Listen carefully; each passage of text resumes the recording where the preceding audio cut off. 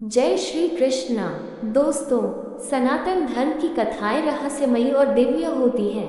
आज हम आपको एक ऐसी कथा सुनाने जा रहे हैं जो हमें बताती है कि अधर्म का अंत निश्चित है और जो समय से नहीं सीखता उसे भाग्य स्वयं शिक्षा देता है। ये कथा जुड़ी है एक महान ऋषि से जिन्होंने एक असुर को ऐसा श्राप दिया जिसका प्रभाव युगों तक बना रहा। सत्ययुग का समय था। हिमालय के शिखरों पर महर्षि वसिष्ठानंद गहन तपस्या में लीन थे। उनका तपोबल इतना प्रबल था कि देवलोक तक इसकी ऊर्जा पहुंच रही थी। उन्होंने प्रतिज्ञा ली थी कि जब तक उन्हें भगवान विष्णु के साक्षात दर्शन नहीं होंगे वे तपस्या नहीं छोड़ेंगे। उनके तप से प्रभावित होकर इंद्रदेव सहित कई देवता चिंतित हो गए। उन्हें भय था कि यदि महर्षि को वरदान मिल गया तो वे ब्रह्मांड की महानतम शक्ति बन सकते हैं। इसी बीच असुरों के गुरु शुक्राचार्य को इस तपस्या का ज्ञान हुआ। उन्होंने अपने प्रिय शिष्य अंधकासुर को एक दायित्व सौंपा। अंधकासुर ने अपनी मायावी शक्तियों से जंगल में एक भीषण तूफान उत्पन्न कर दिया। महर्षि की तपस्या भंग हो गई। महर्षि क्रोधित स्वर में बोले, अरे अधर्मी, तूने मेरी तपस्या को भंग करने का दुस्साहस किया है।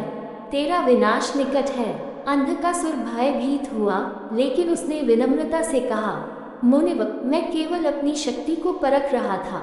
मुझसे अनजाने में यह अपराध हो गया। परंतु महर्षि वसिष्ठानंद के क्रोध की ज्वाला शांत नहीं हुई। उन्होंने श्राप दिया, तू अगले युग में बार बार मृत्यु का ग्रास बनेगा और तेरा अंत भगवान विष्णु के अवतार श्री कृष्ण के हाथों होगा।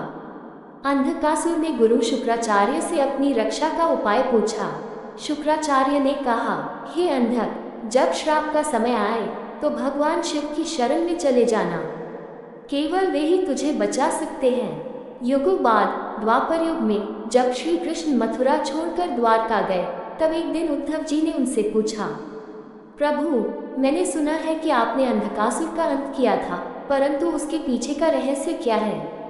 श्री कृष्ण मन मन मुस्कुराए और बोले, उद्धव, ये संसार कर्मों का बंधन है। अंधकासुर को जो श्राप मिला था वह उसके अधर्म का परिणाम था। उसने तपस्या भंग की, इसलिए उसे अपने कर्मों का फल भोगना पड़ा। ये कथा हमें सिखाती है कि अधर्म करने वालों को अपने कर्मों का फल अवश्य भुगतना पड़ता है और सत्य का मार्ग ही अंतिम सत्य है। इस कथा से हमें 3 महत्वपूर्ण सीख मिलती है। कभी भी किसी की साधना में विघ्न नहीं डालना चाहिए। अधर्म का अंत निश्चित है, चाहे वह कितना भी बलशाली क्यों न हो। सत्य और धर्म की राह पर चलने वाले को हमेशा विजय मिलती है। दोस्तों, जानकारी पसंद आए हो तो वीडियो को लाइक, शेयर और कमेंट में जय श्री कृष्णा अवश्य लिखें और हमारे चैनल को सब्सक्राइब अवश्य कीजिएगा। धन्यवाद। हरि हर।